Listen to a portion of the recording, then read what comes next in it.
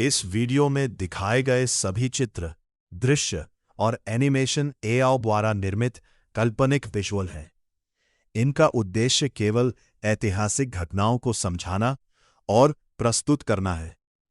इन्हें वास्तविक फोटो या आधिकारिक सैन्य फुटेज ना माना जाए।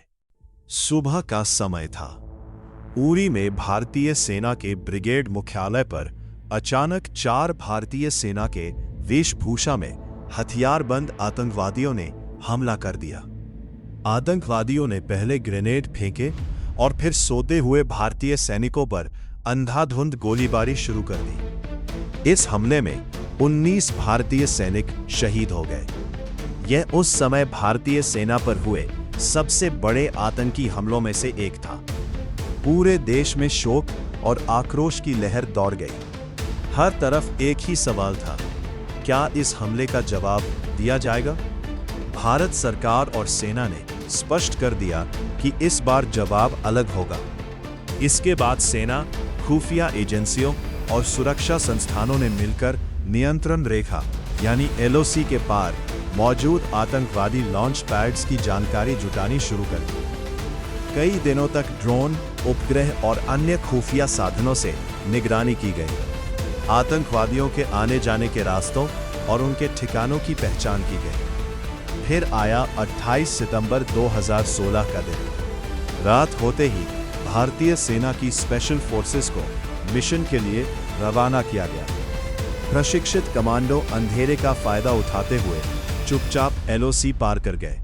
उनका लक्ष्य था आतंकवादियों के लॉन्च पैड्स, जहां से भारत में घुसपैठ की तैयारी की जा रही थी।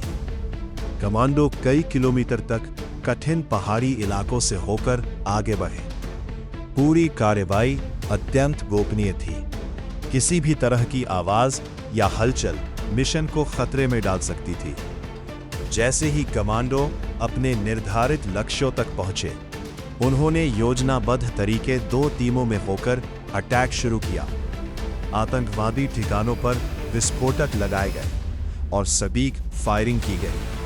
भारत के अनुसार इस कार्रवाई में कई लॉन्च पैड्स नष्ट कर दिए गए और बड़ी संख्या में आतंकवादी तथा उनके सहयोगी मारे गए। सुबह होने को थी, उससे पहले सभी भारतीय कमांडो को सुरक्षित एलओसी पार करना था। मिशन पूरा होने के बाद सभी भारतीय कमांडो सुरक्षित भारतीय सीमा में लौट आए। 29 सितंबर 2016 की सुबह भारतीय सेना ने आधिकारिक प्रेस कॉन्फ्रेंस की।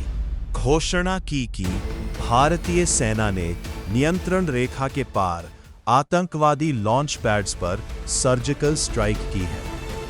उन्होंने बताया कि विश्वसनीय खुफिया जानकारी के आधार पर यह कार्रवाई की गई ताकि भारत में होने वाली संभावित आतंकवादी घुसपैठ को रोका जा सके।